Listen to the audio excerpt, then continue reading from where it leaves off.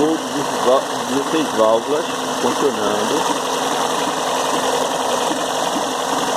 com o movimento de sensor normal.